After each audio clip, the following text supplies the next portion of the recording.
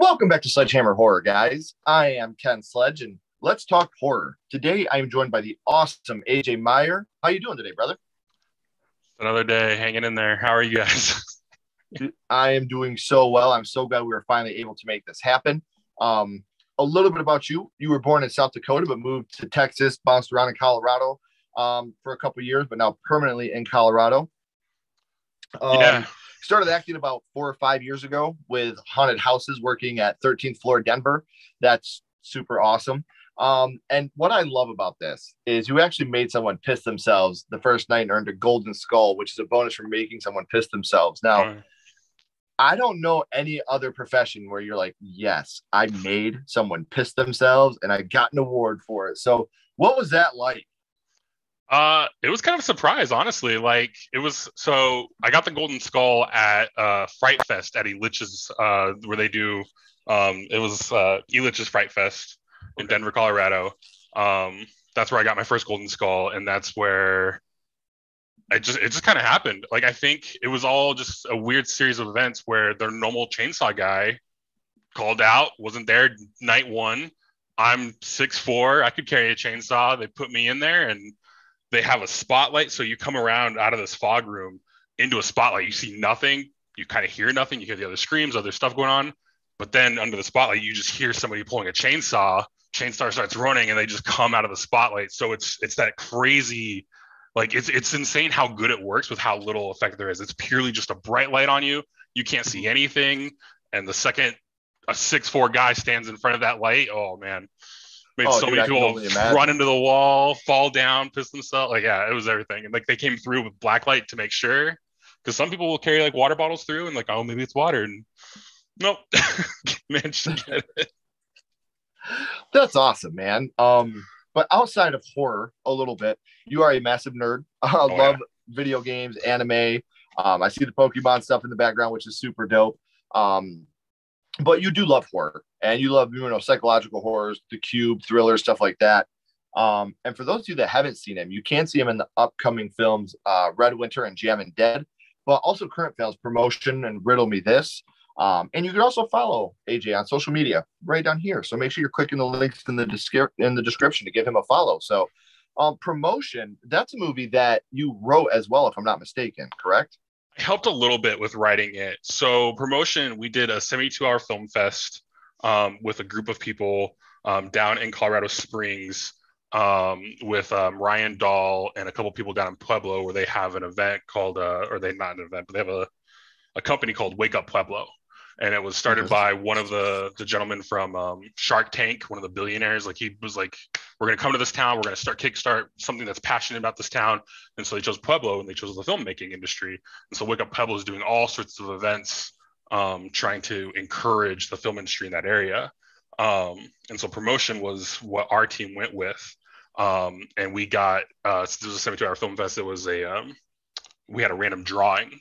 And so we got film noir. And so we kind of went into like this deep film noir-esque thing. We started using like chess elements. And so I kind of wrote through and just kind of made characters in terms of, oh man, I wish I had pulled up. I had, like we had Ricky Rook or, what was it, like Cassie Bishop, and like all these characters kind of had their own like quirks. And like we had a biker guy that was your big cliche tough guy that just beat people. We had somebody that missed with poisons, and that was her little like way to method of killing people, just sneaking drinks and being very sneaky. Like a sniper type person. Like we had all, like I wrote up all this kind of like backstory that allowed our director Ryan Dahl to kind of take it and put it into something that was more script like versus just like a overall story that I kind of wrote on it. So, and it's still awesome to be a part of that. And it's really cool that they did that, to try to build that community of filmmaking is such very special community. And Riddle Me This, that is a Batman fan film, correct? Yes. It is a Batman fan film down in the Colorado Springs again, by Wes Clark. He's been doing all sorts of phenomenal things and doing a bunch of work. And I feel lucky. Like I was on it, and I was just I was a cliche, another guard that was one of the Riddler's henchmen, essentially, or one of his goons. Right. But it was still really fun to do and like kind of see what they're doing. And I know like he hasn't talked a lot about a lot of things, but he's been in talks with like he's posted talks about being with a WB and just some people that are like see these things, see these projects that he's putting out, and are like, hey man, let's talk. And obviously he gets on NDAs and everything, so he can't talk too much, but he's always Sure. looking at other things. Like we did another project recently called Sirona, and there I got to do some fight choreography with some of their guys and being another guard, another goon. Right. But still, it's always fun to be on set with those people. Yeah, my buddy Lily Ewald was a part of Riddle Me This, so Yeah. I've known about that for a while. She's amazing, so it's cool that you got. Did you get the chance to actually work with Lily at all? Which one? What did she do? What was her role? Was she another? She was the younger girl. I don't think I did. I got to work with the detectives. And I got to work with the two detectives and like and his family, like the detective's family, were the ones that I worked with. Well, one of the detectives were the woman detective. There's actually a funny part where she needed to handcuff me, but the handcuffs they had were too small. That was kind of entertaining. So I'm just kind of like they were cheating it, just like having my hands behind my back and like not making it too obvious or anything. That's awesome, man. Like that's such a cool and that's another cool thing is you get all these cool stories that you get to tell throughout, and that's something that nobody can take away from you. And now, even though it's a fan film, you are forever in the Batman universe, man. That's it. That's epic. That's awesome. That's again something that all of us strive for when we're 5 years old, jumping off the toilet with our towel wrapped around us like a cape. So I totally get it. That's super awesome, man. You're completely on point. Like that's like I hear the stories of you have the stories of Tom Holland like going as Spider-Man when he's a toddler for Halloween. You have oh goodness, why can't I think of his name? I'm so bad with names. But there was another because like I'm obsessed with the Marvel universe right now. So Anthony Mackie, you have pictures of him as Captain America growing up, like as a child, and just the way that those people have thrown it into the universe from their childhood days is the goals and dreams of what I have. Dude, and it's like you said, like that's you can't script that. Like that's an amazing thing for these people to be able to literally live their dreams that they had as children. Yeah, it's so insane and like beyond inspiring, and that's my goal. Mm-hmm. And there are some other things you have coming up that if you guys follow him on social media, you'll be able to follow along with the things he has coming up as well. I don't want to spoil too much because I wanted some of it to be, I want some wide eyes around here. So we know what you got going on in the future and what you're doing now, AJ. But for a little bit, I want to go back to the past and talk about what got you started in the horror genre, your first horror movie. And AJ, the first horror movie that you watched was? I asked to make sure it qualified was Jurassic Park.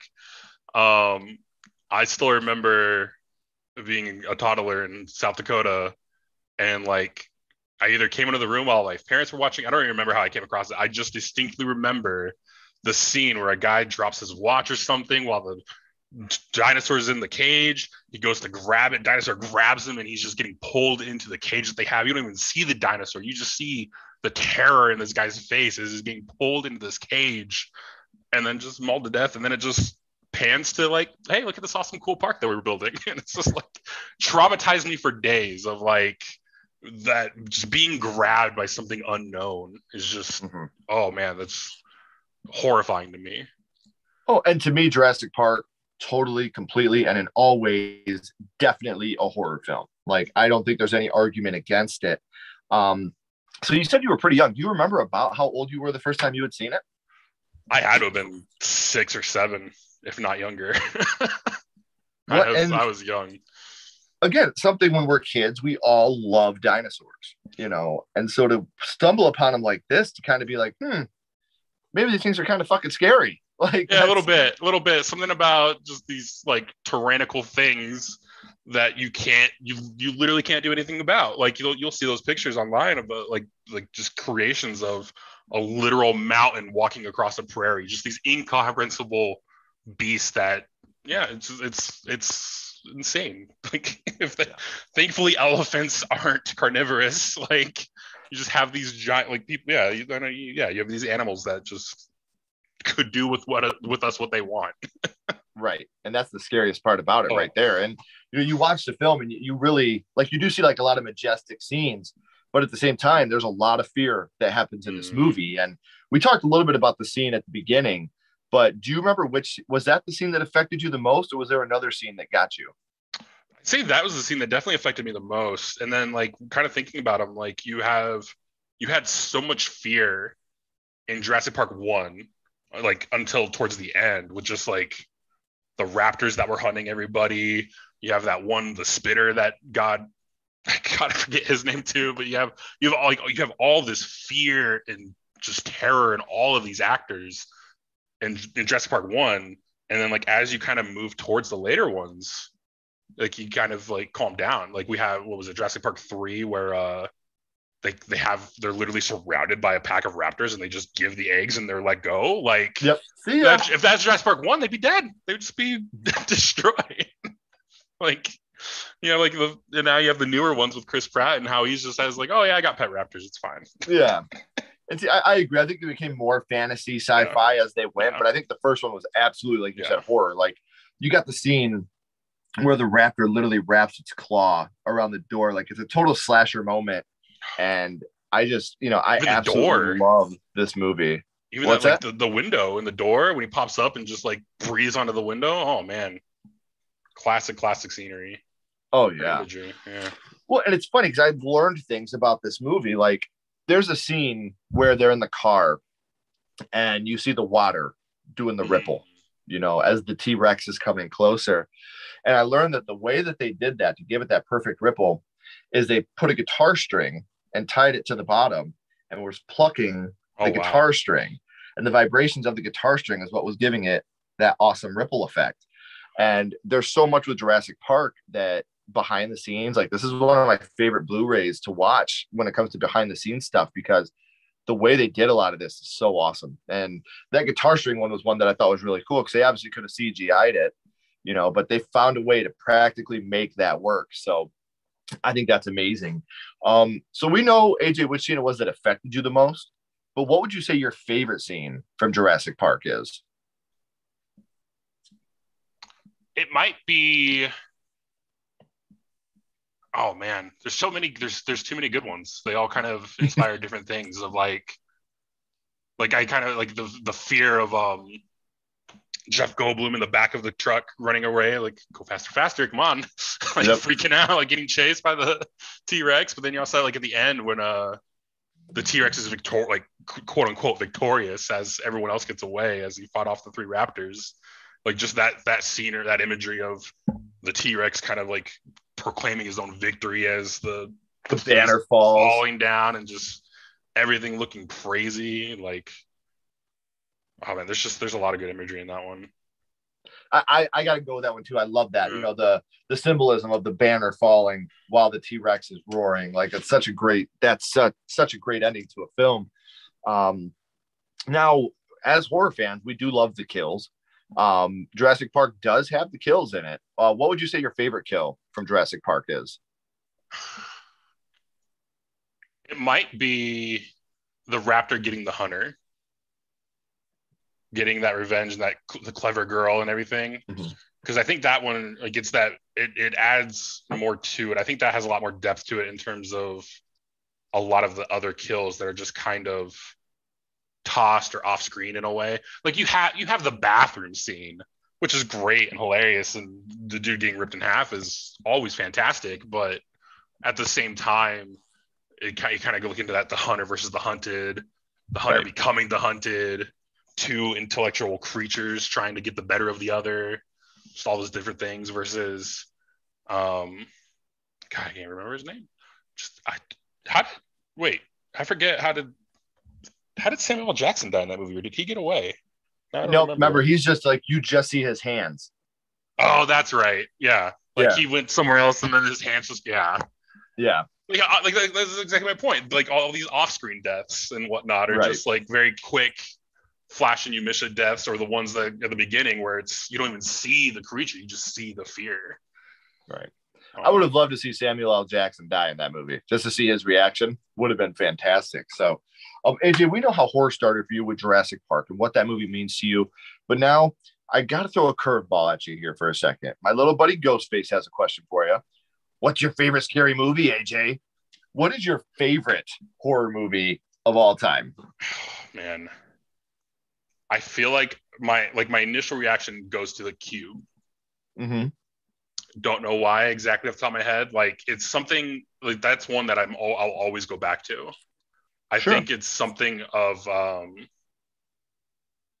it's a combination of just kind of like it's cheesy, but it's also crazy, and just the thoughts of like as the kind of deep like as that franchise grew, and as it just got weirder and weirder in terms of we went from this detention center that harbored people that shouldn't know what they know in a crazy mechanical thing into this interdimensional dodecahedron like insanity thing that traversed time and dimensions. Like that franchise just went from 0 to 100 immediately. Yeah.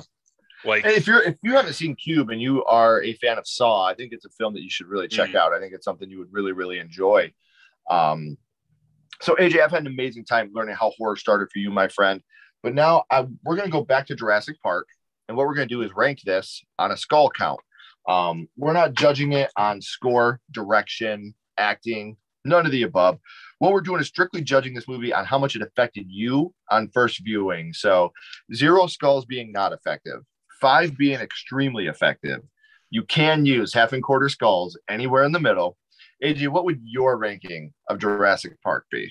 Oh man, first view, it's got to be 4.5. Like I remember seeing that first scene and cowering behind my couch like the rest of the movie.